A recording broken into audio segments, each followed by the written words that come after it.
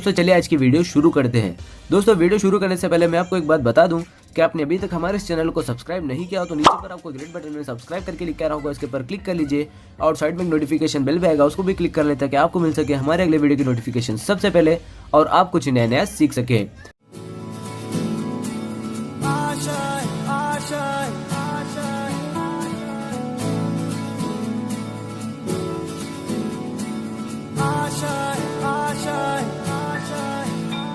कुछ पाने की हो आस आस, कोई अरमा हो जो खास खास आशाएं, हर कोशिश में हो बार बार, करे दरियाओं को आर पार आशाएं, तूफानों को चीर के मंजिलों को छीन ले, आशाएं ले दिल की, उम्मीदें हंसे दिल की, अब मुश्किल नहीं कुछ भी, नहीं कुछ भी, आशाएं ले दिल की। Hello students, good morning. तो विद्यार्थी मित्रों, આપણે ધોરણ 11 ની અંદર જે ચેપ્ટર નંબર 8 કોષ જીવનનો એકમ તેની અંદર અભ્યાસ કરતા હતા. લાસ્ટ લેક્ચરની અંદર આપણે જોયું હતું કે પક્ષમ અને કશા વિશે અભ્યાસ કર્યો હતો. તો આજનો આપણો જે ટોપિક છે એ કયું છે? તારાકાય કે તારા કેન્દ્ર. તો તારા કેન્દ્ર આપણે જોઈએ તો સૌપ્રથમ તારાકાય અથવા આપણે જોઈએ કે પહેલા સૌપ્રથમ તારા કેન્દ્રની શોધ કયા વૈજ્ઞાનિકે કરી હતી? તો કે વૈજ્ઞાનિક હતો જેનું નામ છે વાન બેનેડે. આપણે જોઈએ વાન બેનેડે સૌપ્રથમ તો કે વાન બેનેડે નામનો વૈજ્ઞાનિક તેને સૌપ્રથમ પ્રાણી કોષમાં તારા કેન્દ્રનું અવલોકન કર્યું. સૌપ્રથમ પ્રાણી કોષમાં તારા કેન્દ્રનું અવલોકન કર્યું.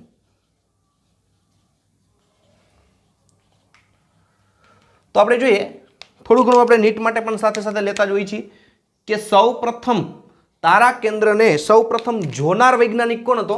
તો કે પ્રાણી કોષની અંદર સૌપ્રથમ તારા કેન્દ્ર જોવા મળ્યું અને પ્રાણી કોષની અંદર સૌપ્રથમ તારા કેન્દ્ર નામની જે અંગિકા છે એનું અવલોકન કરનાર વૈજ્ઞાનિક વાન બેનેડ હતો. વાન બેનેડ નામના વૈજ્ઞાનિકે સૌપ્રથમ પ્રાણી કોષની અંદર તારા કેન્દ્રનું અવલોકન કર્યું. બીજું કે આ તારા કેન્દ્ર છે તે માત્ર પ્રાણી કોષમાં જ જોવા મળતી અંગિકા છે. આપણે લખી કે માત્ર પ્રાણી કોષમાં જ જોવા મળતી અંગિકા છે. યાદ રાખવાનું કે માત્ર કેમાં જોવા મળે છે? પ્રાણી કોષમાં જ જોવા મળે છે. એટલે એનો મતલબ એમ કે વનસ્પતિ કોષની અંદર તારા કેન્દ્ર નામની અંગિકા હોતી નથી. આ વસ્તુ ખાસ વિદ્યાર્થી મિત્રો મગજમાં રાખવાની છે કે માત્ર ને માત્ર તારા કેન્દ્ર છે તે પ્રાણી કોષની અંદર જ જોવા મળે છે અંગિકા, અને આ જે તારા કેન્દ્ર નામની અંગિકા છે તે માત્ર પ્રાણી કોષમાં જ જોવા મળે. વનસ્પતિ કોષની અંદર આ તારા કેન્દ્ર નામની અંગિકા જોવા મળતી નથી. બીજું આપણે જોઈએ કે આ જે તારા કેન્દ્ર છે તે કેવી છે? પટલ વિહીન અંગિકા છે. જેમ અત્યાર સુધી આપણે જોતા ગયા, અમુક અંગિકા છે પટલમય હતી, અમુક અંગિકા છે પટલ વિહીન હતી.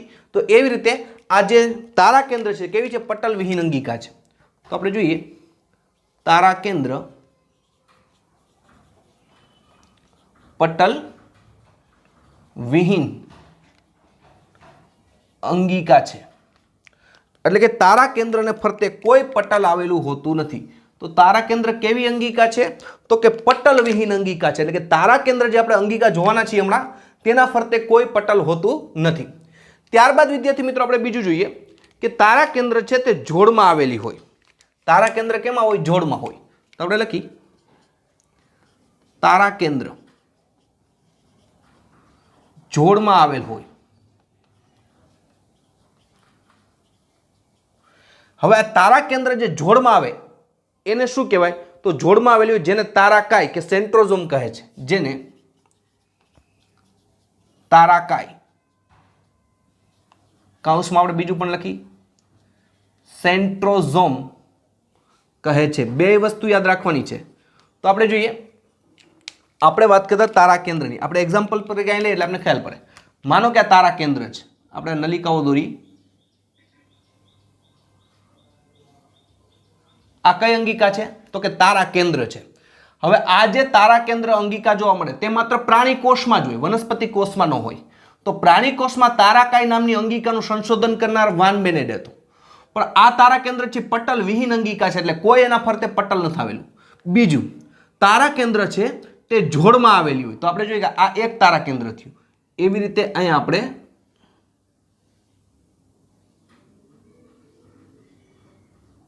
આ બીજું તારા કેન્દ્ર થયું. આ એક તારા કેન્દ્ર. તો આ તારા કેન્દ્ર છે અહીંયા બે છે, એટલે જોડમાં આવેલું છે.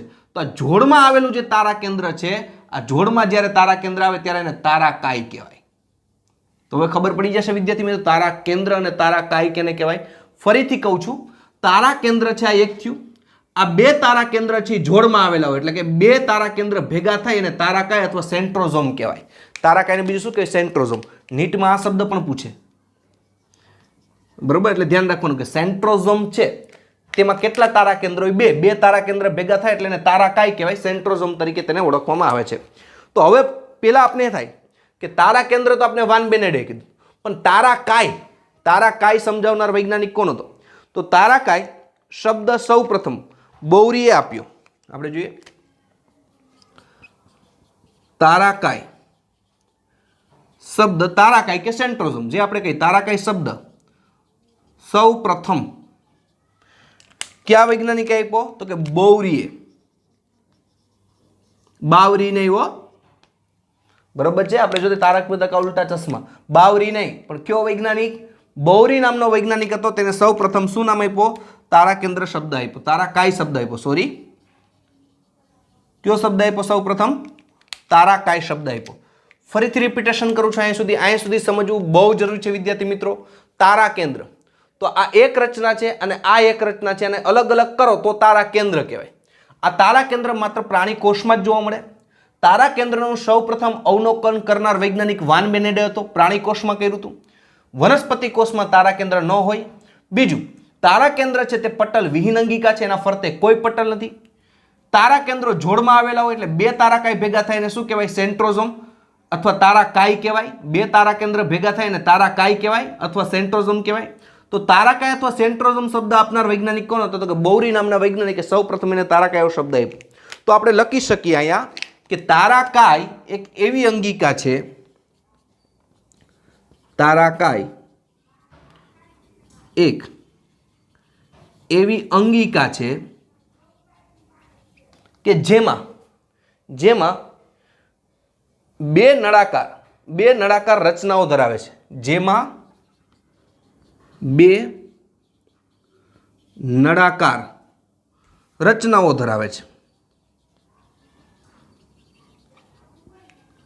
બે નળાકાર રચનાઓ ધરાવે. નળાકાર એટલે આ રીતના હોય એને શું કહેવાય? નળાકાર. તો આ જે તારા કેન્દ્ર છે, તારાકાય છે, આ તારાકાય અંગિકા છે, એ એવી અંગિકા છે જેમાં બે નળાકાર રચનાઓ ધરાવે. તેને આ બે જે નળાકાર રચના છે ને સ્વતંત્ર રીતે શું કહેવાય? તેને તારા કેન્દ્ર કહે છે. તેને તારા કેન્દ્ર કહે છે. બરોબર શબ્દ યાદ રાખવાનો છે.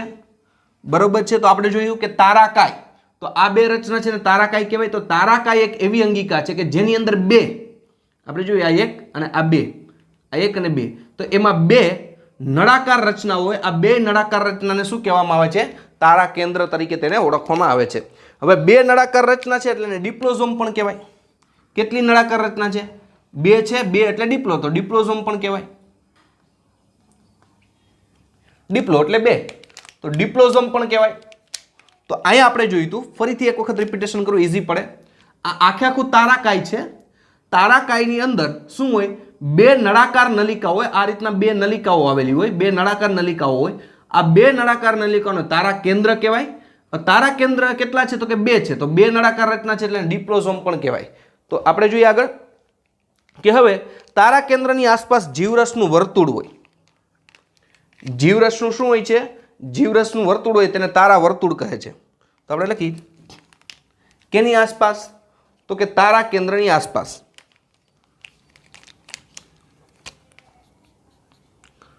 તારા કેન્દ્રની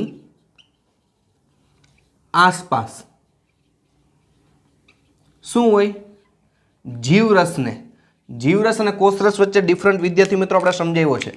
તો તારા કેન્દ્રની આસપાસ જે જીવરસ છે એ જીવરસને શું કહેવામાં આવે છે? તારા વર્તુળ કહે છે. આ વસ્તુ પણ મગજમાં રાખવાનું, તારા વર્તુળ કહે છે. કઈ રીતના? તો આપણે જોઈએ એક્ઝામ્પલ તરીકે, એટલે આપણે ખ્યાલ આપે. માનો કે આ બે તારા કેન્દ્ર છે. આ એક તારા કેન્દ્ર, આ બીજું તારા કેન્દ્ર, આ બીજું તારા કેન્દ્ર. આ બે તારા કેન્દ્ર છે. એના ફરતે એટલે કે તારાકાયના ફરતે આવી રીતે જીવરસ આવેલો હોય. કોષની અંદર શું આવેલો હોય? આની ફરતે, આની ફરતે આ જે જીવરસ છે, આ જીવરસને શું કહેવાય? તારા વર્તુળ. આ વસ્તુ યાદ રાખવાનું, બરાબર છે? તો બે તારા કેન્દ્ર એટલે કે તારાકાય છે, એના ફરતે જે જીવરસ આવેલો છે, આ જીવરસને શું કહેવામાં આવે છે? તારા વર્તુળ કહેવામાં આવે છે. વિદ્યાર્થી મિત્રો, નાની નાની વસ્તુ નીટ માટે યાદ રાખવાની, નકર તારા કેન્દ્ર, તારાકાય, તારા વર્તુળ આ બધા શબ્દ મિક્સિંગ ન થઈ જાય એનું ખાસ ધ્યાન રાખવાનું. તારા કેન્દ્ર એટલે એક નલિકા, જે વાનબેડે આપ્યું હતું. ત્યારબાદ તારાકાય એટલે બે તારા કેન્દ્ર ભેગો થઈને તારાકાય, સેન્ટ્રોઝોમ અથવા બે નળિકા છે એટલે ડિપ્લોઝોમ પણ કહેવાય. હવે આ તારા કેન્દ્રને ફરતે વર્તુળ હોય જીવરસનું, તારા વર્તુળ તરીકે તેને ઓળખવામાં આવે છે. તો આપણે જોઈએ કે આ જે તારાકાય છે એ ક્યાં હોય? તો કે કોષ કેન્દ્રની નજીક હોય. તારા કેન્દ્ર ક્યાં હોય? કોષ કેન્દ્રની નજીક. આપણે લખી તારા કેન્દ્ર, એનું સ્થાન ક્યાં હોય?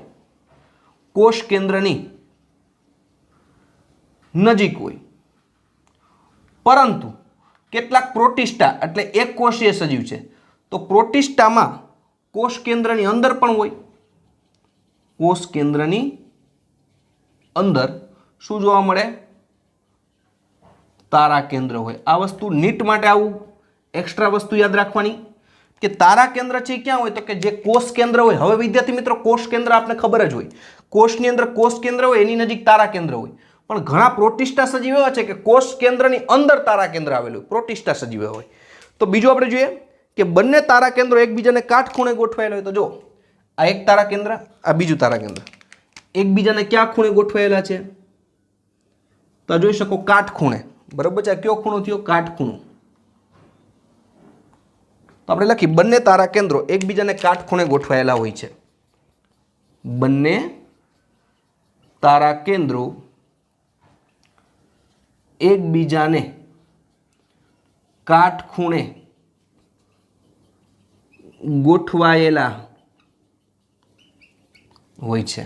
તો બંને તારા કેન્દ્રો છે એકબીજાને કેવા ગોઠવાયેલા હોય છે? કાટખૂણે ગોઠવાયેલા જોઈ શકાય છે. ત્યારબાદ વિદ્યાર્થી મિત્રો આપણે જોઈએ એની અંદર કે તારા કેન્દ્રમાં શું હોય.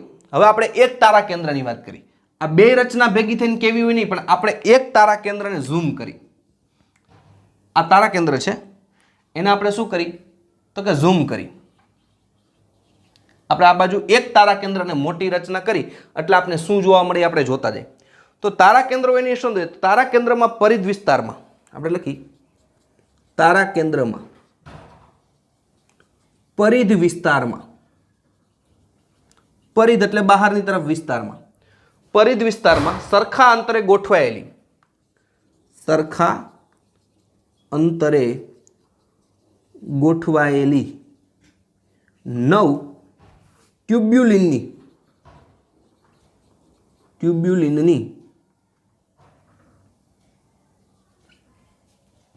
કેની હોય છે? ટ્યુબ્યુલિનની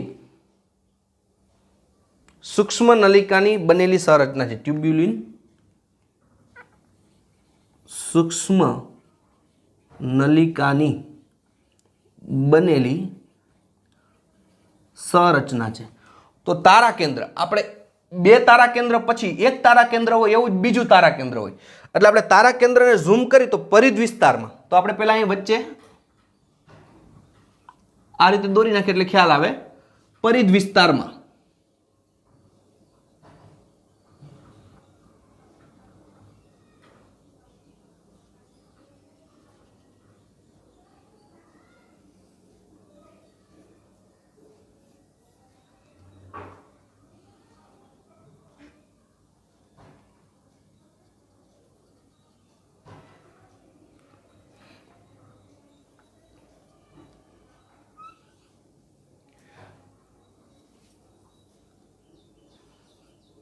परिध विस्तारमा, तो आपणे परिध विस्तार तरफ दौड़ीए।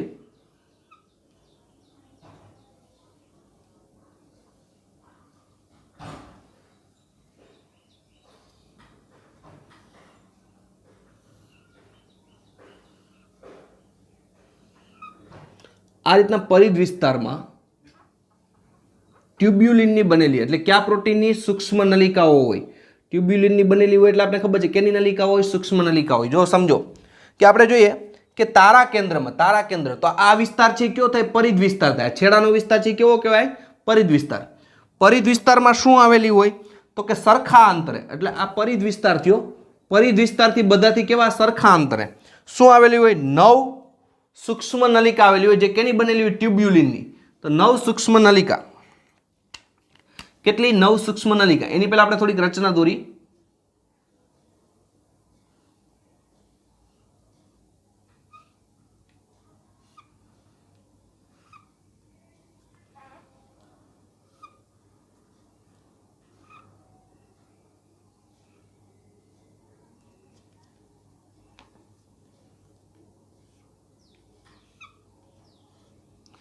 तो આપણે જોઈએ કે પરિધ વિસ્તાર તરફ શું આવેલી હોય, સૂક્ષ્મ નલિકાઓ આવેલી હોય। આ સૂક્ષ્મ નલિકા આ પરિધ વિસ્તાર તરફ गोल गोल દોરી, આ બધી શું છે, સૂક્ષ્મ નલિકા। કેટલી છે તો કે 9, જો ગણો 1 2 3 4 5 6 7 8 9। તો પરિધ વિસ્તાર તરફ 9 શું આવેલી હોય છે, સૂક્ષ્મ નલિકાઓની બનેલી સંરચના હોય। 9 સૂક્ષ્મ નલિકા હોય, પણ આ સૂક્ષ્મ નલિકા શું तो कि प्रत्येक परिधीय नलिका त्रेखड़ स्वरूपे होय। प्रत्येक परिधीय नलिका त्रेखड़ स्वरूपे होय। आपणे लखी प्रत्येक परिधीय नलिका क्या स्वरूपे होय, त्रेखड़ स्वरूपे होय छे। त्रेखड़ एटले 3-3। तो आपणे जोईए के प्रत्येक सूक्ष्म नलिका त्रेखड़ स्वरूपे होय। तो 1 2 3, 1 2 3, 1 2 3, 1 2 3। तो आ रीतना एक है, आ बीजू, आ त्रीजी, आ बीजी त्रीजी।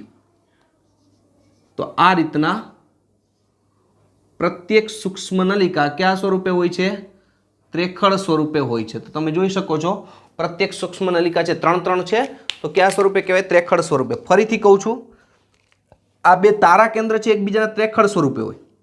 एक सॉरी આપણે તારા કેન્દ્ર છે, આ તારા કેન્દ્ર એકબીજાને કાટખૂણે ગોઠવાયેલા હોય, પણ એક તારા કેન્દ્રને આપણે ઝૂમ કરી તો એમાં શું જોવા મળે તો કે પરિધ વિસ્તાર તરફ 9 ટ્યુબ્યુલિનની નલિકા જોવા મળે। ટ્યુબ્યુલિન નામના પ્રોટીનની બનેલી 9 નલિકા જોવા મળે। આ 9 નલિકા કેવી હોય, 3-3 સાથે જોડમાં હોય, એટલે ત્રેખડ સ્વરૂપે આ 3 આ 3 આ 3 એવી રીતે 9-9 બરાબર। કેવી રીતના હોય તો કે 9 આ રીતના બનેલી હોય। હવે આ એકબીજા સાથે શું જાય કે તેના દ્વારા आ 360 डिग्रीए वर्तुळ आवेलुं होय अने 9 छे तेने केटली तो के 9 छे 9 नलिका होय एटले केटली तो आ बे त्रेखड़ वच्चेनुं अंतर केटलुं होय 40 अंशना खूणे होय। केटला खूणे होय 40 अंशना खूणे छे एकबीजानी त्रेखड़ो आवेली होय। तो आपणे कहीए के 5 पासेनी त्रेखड़ साथे तंतुको वडे जोडायेली होय। 5 पासेनी त्रेखड़ तंतुको वडे जोडायेली होय। आपणे लखी 5 पासेनी त्रेखड़ तंतुको वडे जोड़ायेली होय। आ वस्तु मगज में राखवानी छे। तो 5 पासेनी त्रेखड़ छे ई तंतुको वडे जोड़ायेली। आपणे एक्जाम्पल तरीके लईए, जो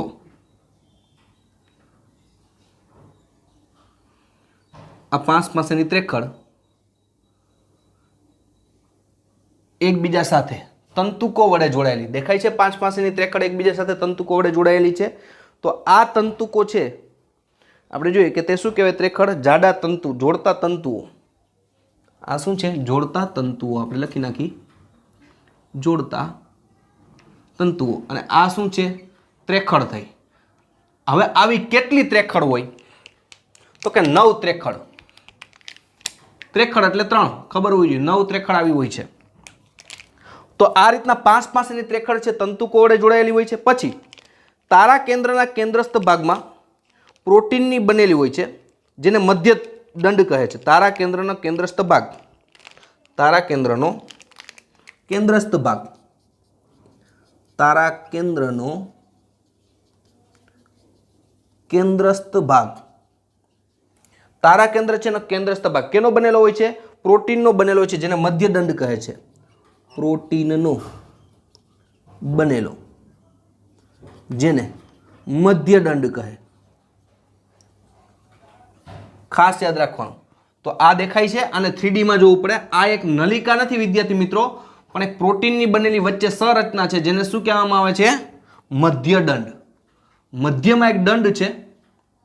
આ મધ્યદંડ છે એ કોઈ નલિકા નથી, પણ મધ્યમાં આવેલો એક દંડ છે, પ્રોટીનનો બને છે, એટલે નલિકા ન લેવી.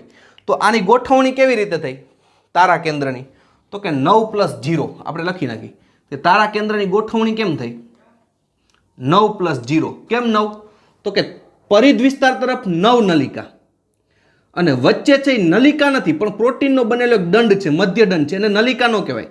જેમ આપણે પક્ષમાં શું જોતા હતા? તો કે 9+2, 9+2, તો બાજુમાં 9, પરિધ વિસ્તાર તરફ 9, બબેની જોડ અને વચ્ચે 2 હોય. અહીંયા એવું નથી. અહીંયા શું છે? 9+0, એટલે કે પરિધ વિસ્તાર તરફ 9 ટ્યુબ્યુલિનની નલિકા આવેલી છે અને વચ્ચે છે તે મધ્યદંડ છે. અહીંયા નલિકા નથી, મધ્યદંડ છે, પ્રોટીનનો બનેલો. તો આમ તમે કહી શકો આમાં કેટલી નલિકા હોય? કારણ કે એક એક ત્રેખડ હોય, 9 માંથી એક એક શું હોય? ત્રેખડ હોય, એટલે 27 નલિકા થાય. 27+0 બરાબર 27 નલિકા થઈ. તો 27 નલિકા એક તારા કેન્દ્રની અંદર આવી હોય. ત્રેખડમાં પૂછે તો 9 નલિકા આવેલી હોય. કેટલી ત્રેખડ હોય? 9 ત્રેખડ હોય. તો આ રીતના મધ્યદંડ કહે છે. અને ત્રેખડની પ્રત્યેક નલિકા સૂક્ષ્મ નલિકા પ્રોટીનના બનેલા ત્રિજ્યાવર્તી તંતુકો વડે મધ્યદંડ તેને કહેવામાં આવે છે. આપણે જોઈએ કે મધ્યદંડ સાથે જોડાયેલી હોય. તો આપણે જોઈએ કે ત્રેખડની પ્રત્યેક સૂક્ષ્મ નલિકાઓ, ત્રેખડની આપણે અહીં લખી, ત્રેખડની પ્રત્યેક સૂક્ષ્મ નલિકાઓ, ત્રેખડની પ્રત્યેક સૂક્ષ્મ નલિકાઓ છે તે પ્રોટીનના બનેલા મધ્યદંડ સાથે તંતુકો વડે જોડાયેલી હોય.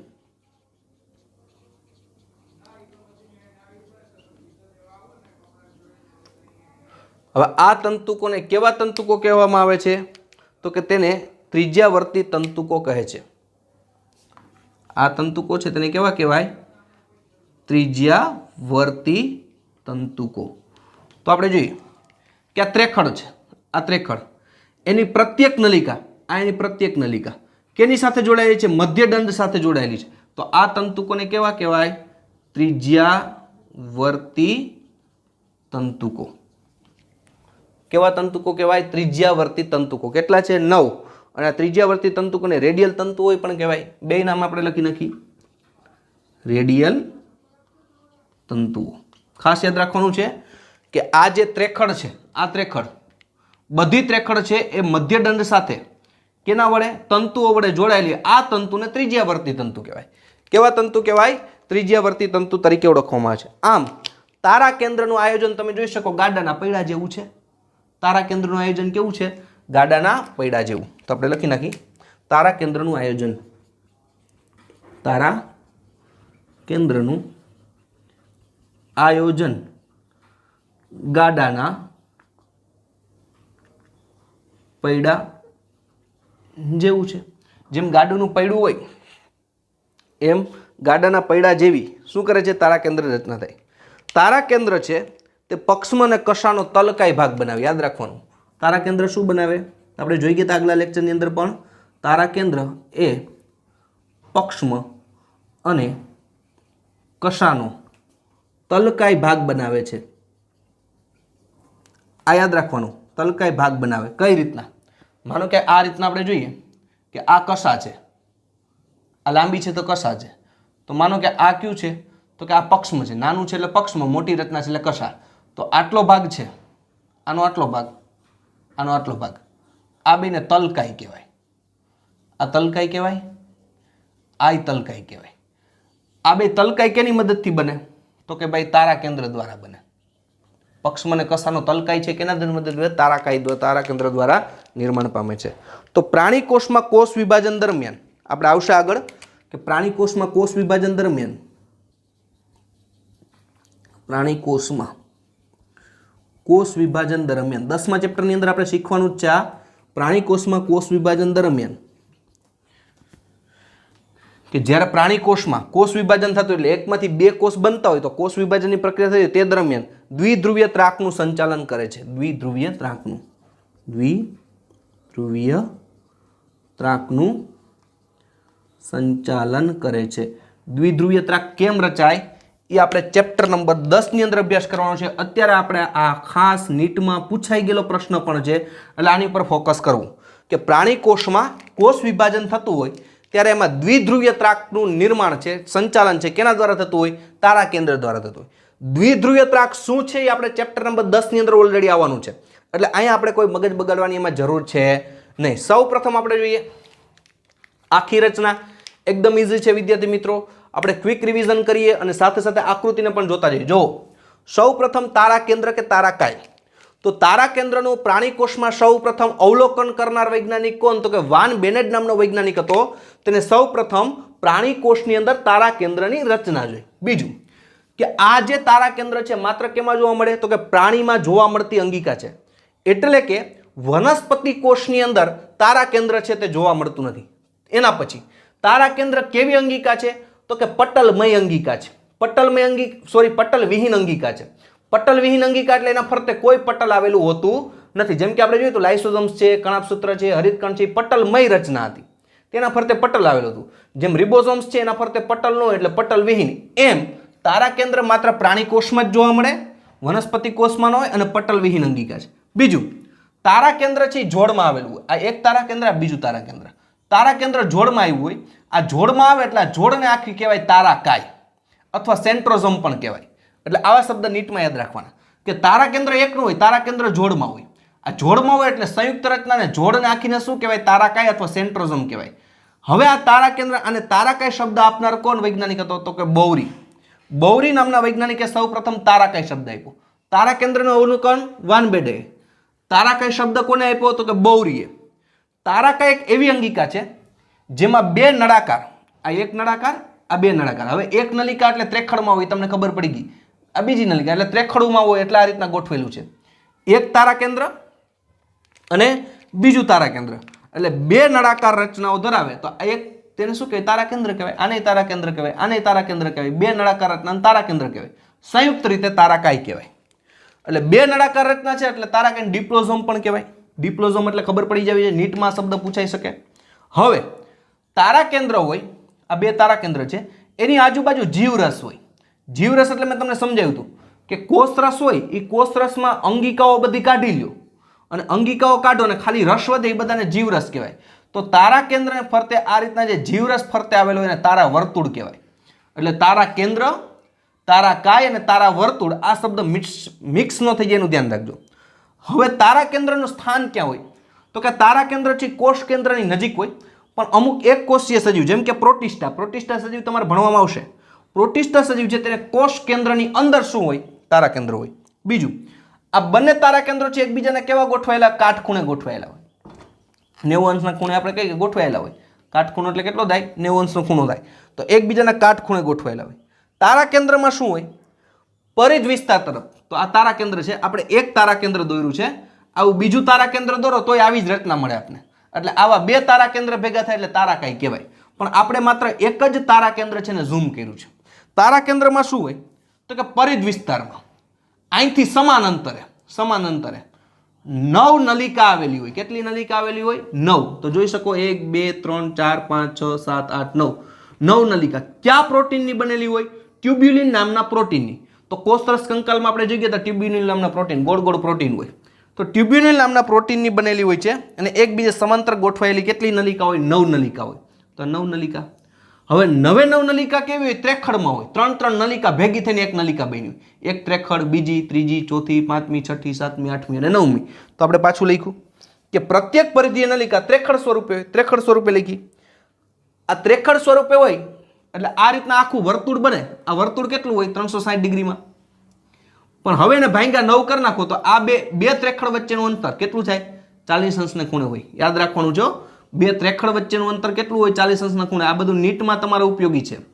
આખું વર્તુળ 360 બરાબર છે. આ કેટલું આવે 40 ભાંગા 9 કરી નાખો એટલે તમને મળી જાય 40. ગોખવાની જરૂર નથી. હવે આપણે જોઈએ કે 5 પાસેની નલિકા. તો આ એક ત્રેખડ બીજી ત્રેખડ, આ 5 પાસેની નલિકા એક તંતુ વડે જોડાયેલી હોય. દેખાય છે બ્લુ કલર તંતુ વડે, એને શું કહેવાય? જાડા જોડતા તંતુઓ તરીકે ઓળખાય છે. તો ત્યારબાદ તારા કેન્દ્રના કેન્દ્રસ્થ ભાગમાં, તો તારા કેન્દ્ર છે એનો કેન્દ્રસ્થ ભાગમાં એક પ્રોટીનની બનેલી રચના હોય જેને તારા મધ્યદંડ કહેવાય. આ પ્રોટીનની બનેલી રચના જેને શું કહેવાય? મધ્યદંડ કહેવાય. આ મધ્યદંડ છે, મધ્ય નલિકા નથી, એ વસ્તુ યાદ રાખવાની. તો આપણે એમ કહી શકીએ કે આ મધ્યદંડ કહેવાય. તો મધ્યદંડ છે એ કઈ રીતે હોય? તો કે આ ત્રેખડ છે એ મધ્યદંડ સાથે શેના વડે? પ્રોટીનના બનેલા તંતુઓ વડે જોડાયેલી હોય. અને આ જે ત્રેખડ છે એ મધ્યદંડ સાથે જે પ્રોટીનના તંતુ વડે જોડાયેલા હોય એ તંતુને ત્રિજ્યાવર્તિક તંતુકો અથવા રેડિયલ તંતુકો તરીકે ઓળખાય છે, જે તેની સાથે જોડાયેલા હોય. હવે તો આ રીતના તારા કેન્દ્ર છે કેના જેવી રચના કરે? ગાડાના પૈડા જેવી રચના કરે. પણ આ એક વસ્તુ યાદ રાખવાની, પરિધ વિસ્તાર તરફ 9 વચ્ચે છે, ફરીથી રિપીટેશન કરું છું, નલિકા નથી, એ પ્રોટીન છે. વચ્ચે પ્રોટીનનો દંડ છે, એ નલિકા નથી, એટલે 9 + 0 એમ લખાય. તો આવું નીટમાં પાછું યાદ રાખવાનું હોય. 9 + 0 9માં 3 9 તેરી 27. ટોટલ કેટલી નલિકા? 27, કારણ કે વચ્ચે તો મધ્યદંડ છે. તો હવે આપણે જોયું હતું કે તારા કેન્દ્ર છે તે પક્ષમાં અને કશાનો કયો ભાગ રચે? તલકાઈ રચે છે. અને પ્રાણી કોષમાં જ્યારે કોષ વિભાજન થતું હોય ત્યારે દ્વિધ્રુવીય ત્રાકનું સંચાલન કરે છે. અત્યારે યાદ રાખવાનું, આપણે નીટમાં પૂછાય કે દ્વિધ્રુવીય ત્રાકનું સંચાલન છે એ પ્રાણી કોષમાં કોષ વિભાજન દરમિયાન કોણ કરે? તો કે તારા કેન્દ્ર. પણ આ દ્વિધ્રુવીય ત્રાક આપણે ક્યાં જોવાની છે? ચેપ્ટર નંબર 10 ની અંદર આપણે અભ્યાસ કરવાનો છે. તો વિદ્યાર્થી મિત્રો, આ વાત થઈ તારા કાય અને તારા કેન્દ્રની. બરાબર જોજો, યોગ્ય રચના બરાબર સમજજો, ક્યાંય શબ્દ મિસ્ટેક ન થાય એનું ધ્યાન રાખજો. બરાબર છે? તો આપણે જોઈએ, સતત વાંચતા રહેજો એટલે આ બધી રચનાઓ તમને સરળ લાગે. અને ખાસ જ્યાં આપને એવું લાગતું હોય કે આ નીટમાં પૂછાયું છે અહીંયા અંડરલાઈન કરતી જવાની, જેથી આપણું લગભગ 70% જેવું નીટ તો આપણા લેક્ચરમાં જ નીકળી જાય છે. બાકી 30% જેવું સમજવાનું આપણે બાકી રહીએ છીએ, એ આપણે જ્યારે સ્કૂલ સ્ટાર્ટ થશે ત્યારે આપણે જોતા જશું. પણ લગભગ 70% નીટ તો તમારું લગભગ બુકની સાથે સાથે ચાલતું જ જાય છે. તો વિદ્યાર્થી મિત્રો, આ ટોપિક અહીંયા સુધી રાખી. નેક્સ્ટ લેક્ચરની અંદર આપણો જે છેલ્લો ટોપિક છે એનો અભ્યાસ કરવાનો છે. અને એ છેલ્લો ટોપિક પૂરો થાય એટલે આપણું ચેપ્ટર પર પૂરું થાય છે. પણ એ છેલ્લા ટોપિકને આપણે કદાચ 2 ભાગમાં ડિવાઈડ કરશું. તો અહીંયા સુધી આ લેક્ચર રાખી, તો અહીંયા આપણે પૂરું કરી નેક્સ્ટ લેક્ચરની અંદર નેક્સ્ટ ટોપિકની ચર્ચા કરશું. તો ઓકે વિદ્યાર્થી મિત્રો, thank you, have a nice day.